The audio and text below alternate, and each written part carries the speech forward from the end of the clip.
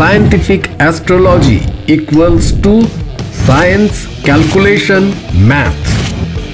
আমাদের জীবনে বিফলতার কারণ কি?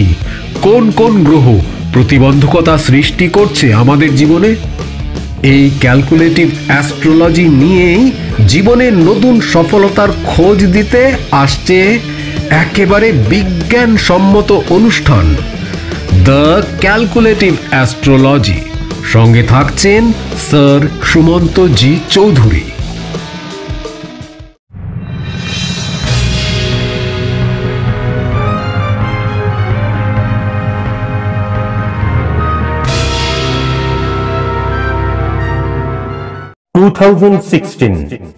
2016 সাল 500 কিলো ওজন তুলে তাক লাগিয়ে দিলেন ইডি হল।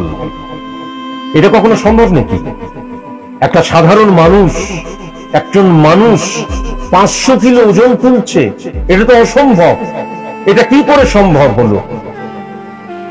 ইডি হলকে প্রশ্ন করা হলো, আপনি যখন এই 500 কিলো ওজন তুলছিলেন তখন আপনার মনের মধ্যে কি চিন্তা হচ্ছিল? কিভাবে আপনি নিজেকে কনসেন্ট্রেট করছিলেন?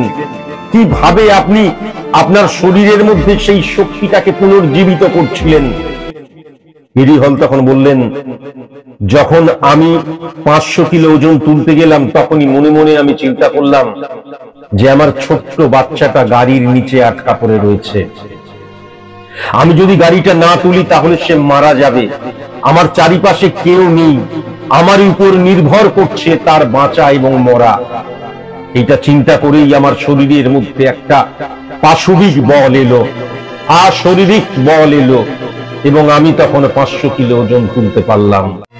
একটা মানুষের জীবনে যখন ডু অর ডাই সিচুয়েশন চলে আসে, শুধুমাত্র মুখেই কেবল ডু অর ডাই সিচুয়েশন বললে চলবে না। আমি বারংবার ধরে বলেছি, আমি যদি একজন মানুষকে বলি, আমার একজন খুব প্রিয় স্টুডেন্টকে বললাম যে তুমি আমাকে এ মাইনাস গ্রুপের রক্ত 24 ঘন্টার মধ্যে এনে দিতে পারবে, তিনি তখন অবশ্যই বলবে কি যে আমি চেষ্টা করব, আমি অবশ্যই চেষ্টা করব, এবং চেষ্টা সে করবেও হয়তো। কিন্তু যদি বলি, শোনো, তোমার একমাত্র সন্তান মৃত্যু শয্যায়, 24 ঘন্টার মধ্যে এ মাইনাস গ্রুপের রক্ত না আনতে পারলে তোমার সন্তান মারা যাবে, তখন কিন্তু আমার সেই স্টুডেন্ট 24 ঘন্টা সময় দেবে না, 4 ঘন্টার মধ্যে এ মাইনাস গ্রুপের রক্ত নিয়ে আসবে। মানুষের জীবনে ডু অর ডাই সিচুয়েশন বড় মারাত্মক জিনিস। যখন আমি সফলতার জন্য, জয়ের জন্য, আমার যে লক্ষ্য রয়েছে সেই লক্ষ্য পূরণের জন্য যখন ডু অর ডাই সিচুয়েশনে চলে যাব, তখন কারোর বাবার ক্ষমতা নেই, কোন 14 গোষ্ঠীর ক্ষমতা নেই, কোন ভাগ্যের ক্ষমতা নেই, কোন নিয়তির ক্ষমতা নেই, কোন ললাট লিখনের ক্ষমতা নেই আমাকে পরাজিত করবে, আমাকে বিফলতা আমার কাছে এনে দেবে। কখনো সম্ভব নয়। সুতরাং আমি কি জিততে পারি? আমি আমার দ্বারা জিততে পারি, শুধু সেক্ষেত্রে ডু অর ডাই সিচুয়েশন লাগবে। আর বারবার ধরে বলেছি, ডু অর ডাই সিচুয়েশন মানে করব এবং মার্চ করব, কারণ বাবার ক্ষমতা নেই আমাকে আটকাতে পারে। দ্য পাওয়ার অফ অ্যাস্ট্রোলজির আজকের এই অনুষ্ঠানে আপনাদের সবাইকে স্বাগত। নমস্কার স্যার। হ্যাঁ, নমস্কার স্যার, আপনি পুরো রক্ত গরম করে দেন। কথা বলবো কি তার আগেই ফোন বেজে যাচ্ছে। 19 সেপ্টেম্বর 2001 5:12 PM ইসলামপুরে আমার জন্ম। 19 সেপ্টেম্বর 2001 5:12 PM ইসলামপুরে আমার জন্ম। 2001 5:12 PM ইসলামপুরে আমার জন্ম। ইসলামপুরে আমার জন্ম। স্যার, আপনি যেভাবে বলেন না, মৃত মানুষও জেগে উঠবে। আপনার কথা শুনলেই মানে রক্তটা গরম হয়ে যায় স্যার। কানেকশন।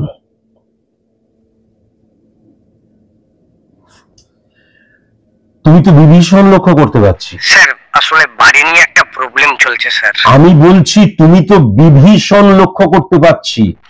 কেন স্যার? তুমি তো বেঈমান আমি লক্ষ্য করতে পারছি। মানেটা বুঝতে পারছো না? না, একদমই তুমি তো বুঝতে পারছি চরম না। বেঈমানি করছো। আমি করছি না, আমার সাথে করা হচ্ছে। তোমাদের কোন রকমের পৈতৃক সম্পত্তি রয়েছে, 6935 কানেকশন, বৃহস্পতি এবং কেতুর অবস্থান 4 নম্বর ঘরে রয়েছে।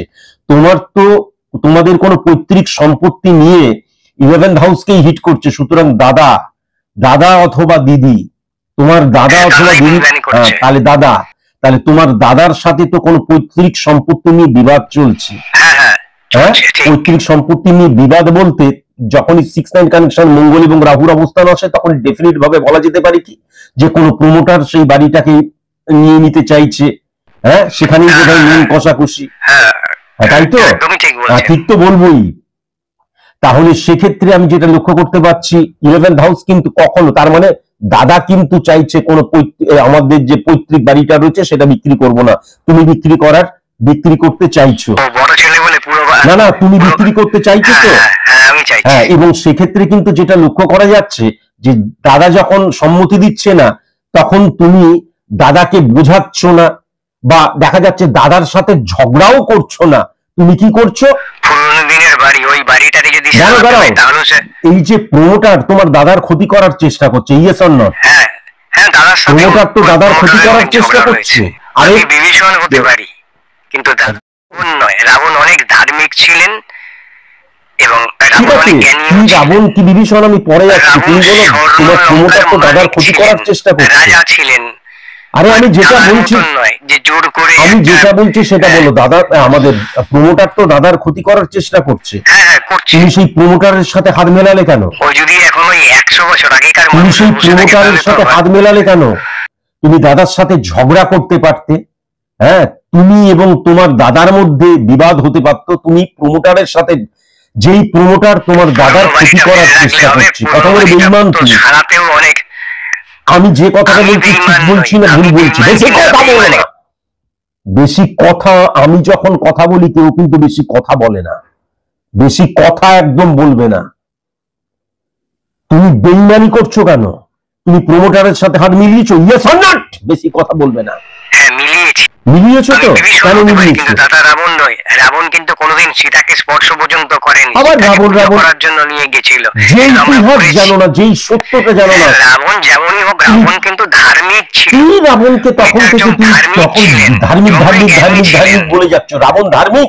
রাবণ বিন্দুমাত্র শিক্ষিত ছিলেন না, রাবণ বিন্দুমাত্র ধার্মিক ছিলেন না। স্পর্শ পর্যন্ত করেনি। কতটা? আরে রাবণ সীতাকে স্পর্শ করেনি, তার পেছনে কাহিনী রয়েছে। তার পেছনের কাহিনীটা হচ্ছে যে রাবণ প্রথমত হচ্ছে রাবণের দাদার নাম ছিল হচ্ছে কুবের।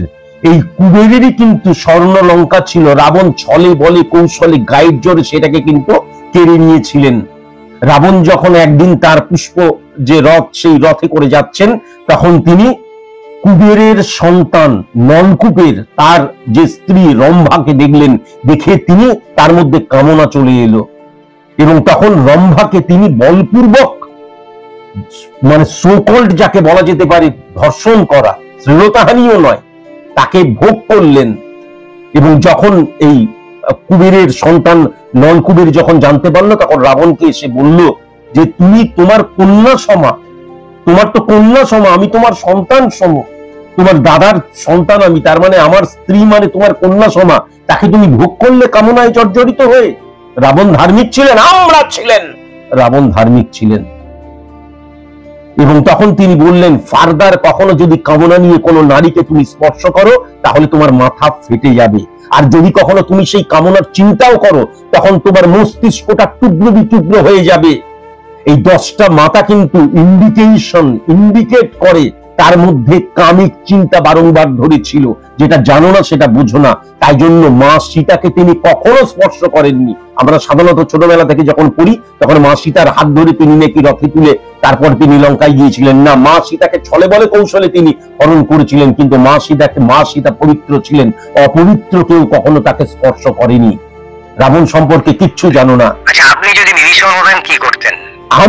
আমি যদি বিভীষণ হতাম এবং আমার দাদা যদি রাবণের মতো চরিত্রহীন অধার্মিক হতো, আমি তখন আলাদা, আমি সেপারেট হয়ে যেতাম। সেপারেট হয়ে গিয়ে তার বিরুদ্ধে দরকার হলে বিদ্রোহ ঘোষণা করতাম, কিন্তু তার শত্রুর কাছে গিয়ে আমার দাদার সমস্ত কিছু কখনো ডিটেলিং, যেইগুলো গোপন যেইগুলো, সেগুলো কখনো বলে দিতাম না। আমি কখনো বেইমানি, আমি ইহজন্মে কোনোদিন বেইমানি করতাম না। পৃথিবীর সবচেয়ে নক্কার যদি আমার দাদাও হতো তাহলেও আমি কখনো কোনোদিন তার সাথে বেইমানি বলতে তার শত্রুর কাছে গিয়ে তার সম্পর্কে ডিটেলসে একদম, মানে আমাকে প্ররোচিতও করা হয়নি, বিভীষণকে প্ররোচিতও করা হয়নি, তিনি মহান দেখাবার জন্য।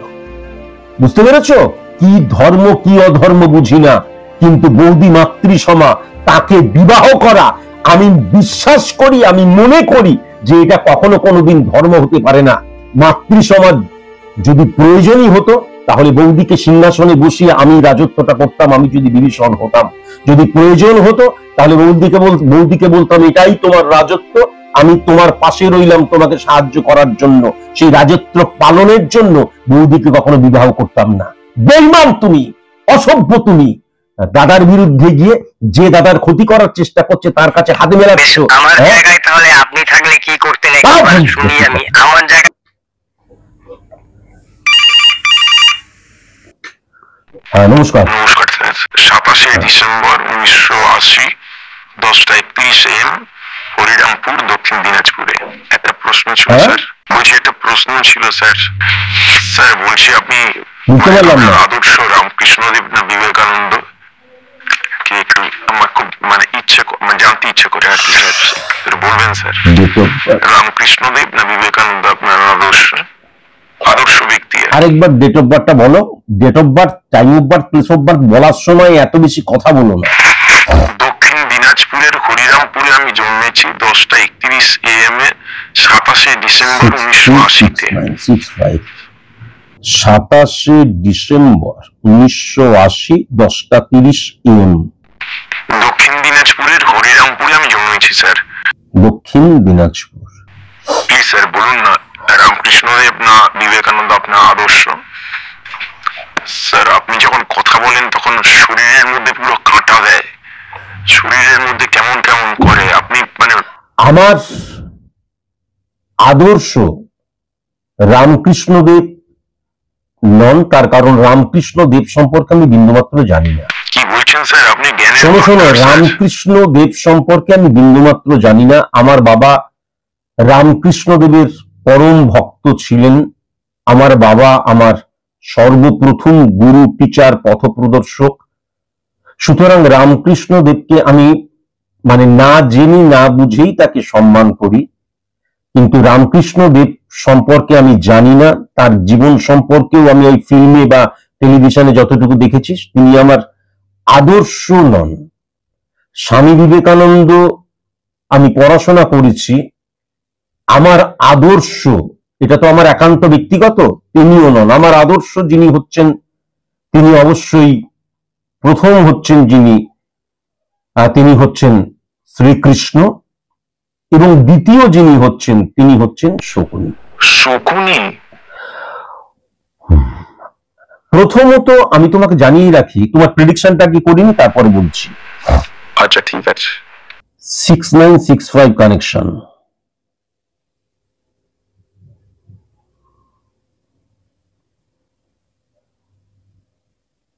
6965। মালানাদা মালাদেব মন্দির নাম শুনেছো? মালানাদা মালাদেব মন্দির। স্যার কি বলছেন বুঝতে পারলাম না। বলছি মালানাদা মালাদেব মন্দির নাম শুনেছো? না স্যার, এই নামের কোন মন্দিরের নাম পবিত্রেশ্বর, কোল্লামপুর, কেরালায়, কোল্লামপুর জেলা আর আমাদের কেরালাতে তুমি নাম শুনেছো? সেখানে কিন্তু শকুনির মন্দির আছে।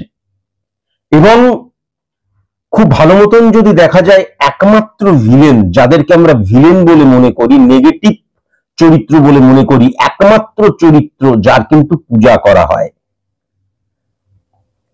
69।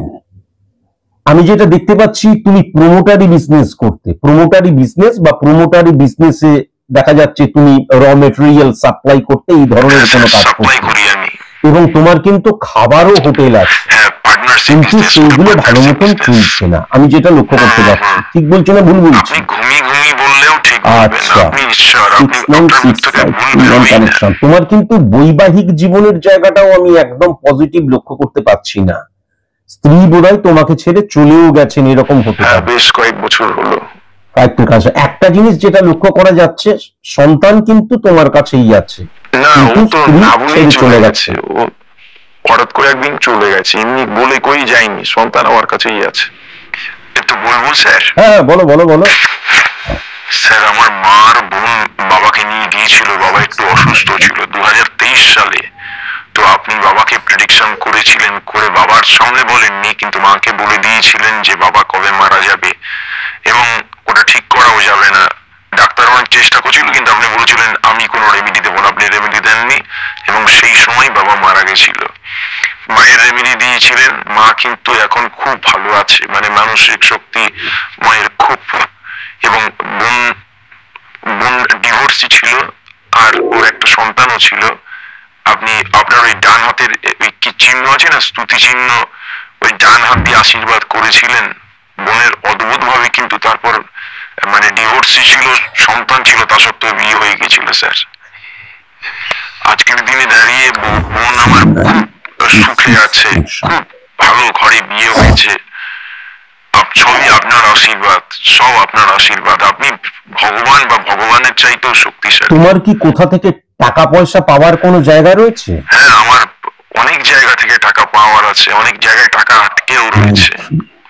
মঙ্গল 18ই ডিসেম্বর থেকে 21শে ডিসেম্বরের মধ্যে তুমি আজকের দিনে লিখে রেখে দাও, যদি আমি আমার আমার আমার এই যে ক্যালকুলেশনটা, এই ক্যালকুলেশনটা পার্টিকুলার যদি ভুল হয়, তাহলে আর জীবনে কখনো তুমি কোনোদিন আমাকে দেখো না, এবং আমাকে তুমি বিন্দুমাত্র বিশ্বাস করো না। মনে রেখো, আমি একজন চিটার, ব্লাফার, জোচ্চোর, মিথ্যেবাদী। আমি জীবিত কি অবস্থায় বললাম? আমার এই প্রেডিকশনটা যদি ভুল হয়ে যায়, তাহলে আমি একজন চিটার, ব্লাফার, জোচ্চোর, মিথ্যেবাদী। আমার ঠিক আছে তো? সেন্সলেস হয়ে যাই, তবুও আমি এটাকে বিশ্বাস করব। 18ই ডিসেম্বর থেকে 21শে ডিসেম্বরের মধ্যে 7 থেকে 10 লক্ষ টাকা তুমি কোনো না কোনো ভাবে পাবে। কিভাবে পাবে আমি জানি না, আমি এটা বলতে পারবো না, তার জন্য আরো স্ক্রুটিনি করা প্রয়োজন আরো। হ্যাঁ, তুমি ডেফিনিট ভাবে কিন্তু 7 থেকে 10 লক্ষ টাকা কিন্তু তুমি পাবে। সেই টাকাটাকে তুমি কিভাবে ব্যবহার করবে সেটা তোমার উপর নির্ভর করছে, কিন্তু এই টাকাটা তুমি পাবেই পাবে, আমি কিন্তু লক্ষ্য করতে পারছি। তোমার কিছু নেগেটিভিটি আছে, সেই নেগেটিভিটিকে যদি অফ করা যায়, 2026টা তোমার ক্ষেত্রে অত্যন্ত পজিটিভ বছর, সেটা আমি লক্ষ্য করতে পারছি। শ্রীকৃষ্ণ তিনি রথ চালাচ্ছিলেন, তাই তো সারথি তিনি যুদ্ধভূমিতে এলেন। অর্জুন প্রথমেই কিন্তু যখন তিনি দেখলেন যে তার সব আত্মীয়, গুরুজন, গুরু, টিচার, পথপ্রদর্শক সবাই, তখন বলছি বাবা, এদের কাছে তো আমি আমার যে শিক্ষা, সেই শিক্ষাটা নিয়েছি, আমি তো শিক্ষানবিশ, আমি এদের সাথে লড়াই করব কি, জিতবো কি, ধর্মের জয় হবে কি, আমি তো একদম হারবই হারবো। শ্রীকৃষ্ণ তখন জাস্ট ওয়ান লাইনার দিলেন, কি ঠিক। যখন তিনি মানে অর্জুন যখন বলছে এরা সবাই আমার শিক্ষক, গুরু, টিচার, পথপ্রদর্শক, মহান মহান সবাই, তখন শ্রীকৃষ্ণ বললেন ঠিক, দীর্ঘ নিঃশ্বাস ছেড়ে, ঠিক, কিন্তু এরা সবাই হারবে। আর যুদ্ধক্ষেত্রে হার মানে হচ্ছে কি, মৃত্যু, শহীদ হয়ে যাওয়া। তুমি চিন্তা করে দেখো, টার্গেট আগে থেকে ফিক্সড হয়ে রয়েছে, সেইখানটা কিন্তু কোনো নড়চড় নেই, টার্গেট ফিক্সড। এবং একটা কথাই তিনি বুঝিয়ে দিলেন, যতই রথী, মহারথী সবাই আসুক, আলটিমেট কিন্তু তুমি জিতবে এবং তুমি এদের সবাইকে বধ করবে, বা তোমার পক্ষে যারা রয়েছে তারা এদের সবাইকে বধ করবে। শ্রীকৃষ্ণ যে কি টেরিফিক, এবং সবচেয়ে বড় কথা আমার যেটা মনে হয় যে উনি যে টার্গেটটা, success is the maximum utilisation of ability that you have, সেই এবিলিটি ওনার গেন হয়ে গেছে। যখন যুদ্ধক্ষেত্রে তিনি দেখছেন যে অর্জুনের মন বসছে না, অর্জুন যাদেরকে হারাতে পারে তাদেরকেও হারাতে পারছে না, সঠিক মতন যুদ্ধই করছে না, কনসেন্ট্রেট করতে পারছে না। আমরা সবাই হচ্ছে কি, সবাই কিন্তু গনগনে আঁচ রয়েছে, শুধু নিচ থেকে খোঁচাতে হবে। তখন খুঁচিয়ে দিলেন, কি করলেন? এই শ্রীকৃষ্ণ তখন কিন্তু নিচ থেকে খুঁচিয়ে দিলেন, কি করলেন? জাস্ট একটা কাজ তিনি করলেন, 16 বছরের একটা ছেলেকে তিনি শহীদ করে দিলেন, অভিমন্যুকে। শ্রীকৃষ্ণ জানতেন না যে অভিমন্যু আজকে মারা যাবে? শ্রীকৃষ্ণ জানতেন, এবং শ্রীকৃষ্ণ তার মামা ছিল।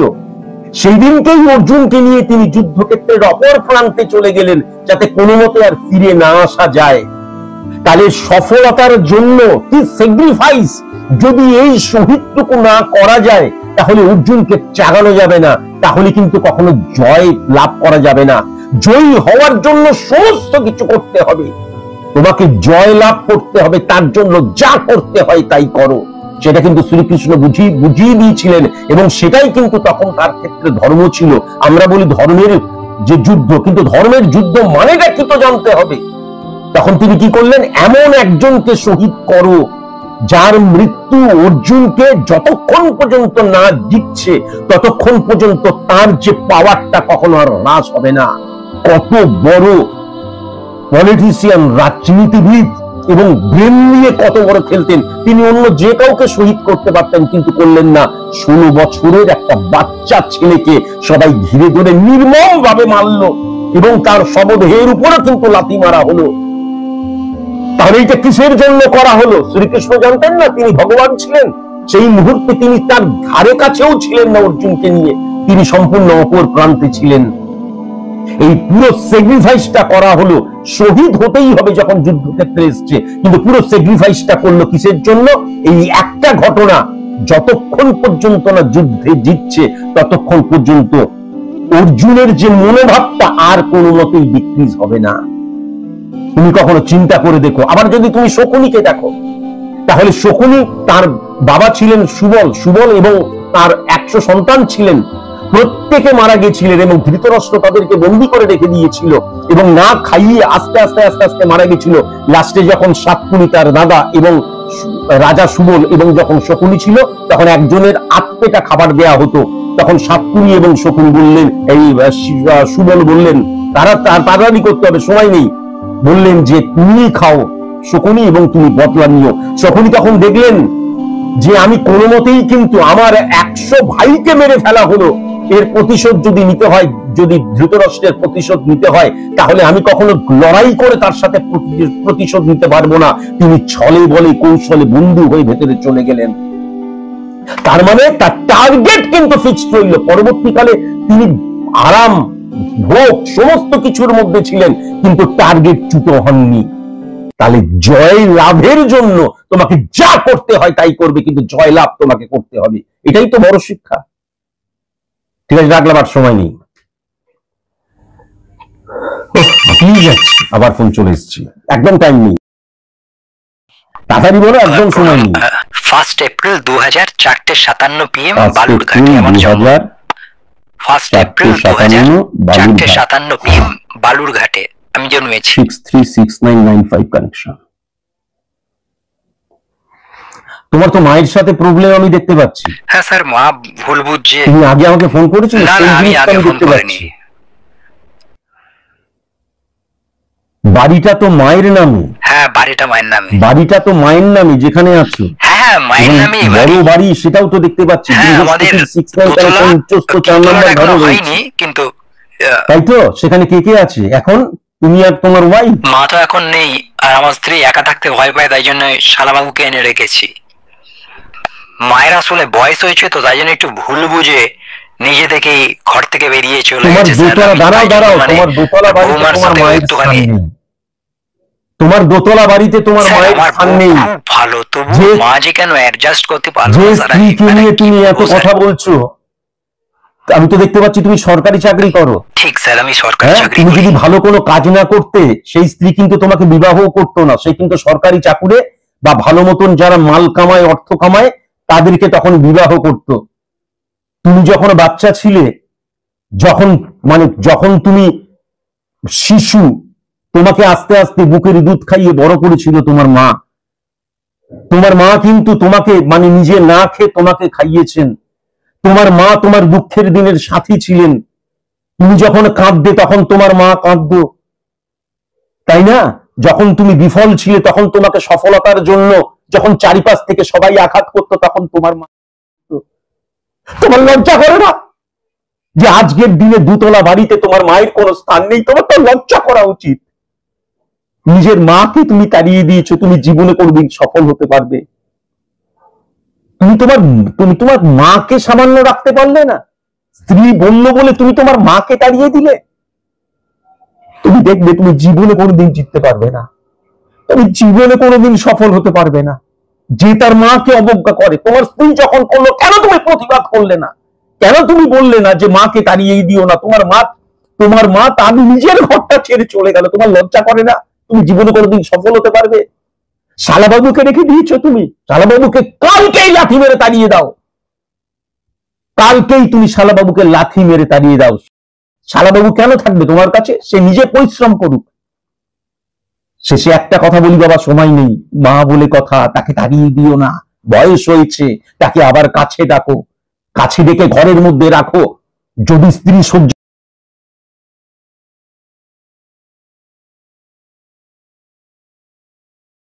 কিন্তু মাকে কখনো ছেড়ো না। আজকের একদম সময় নেই, আজকের মতন এইটুকুই, নমস্কার।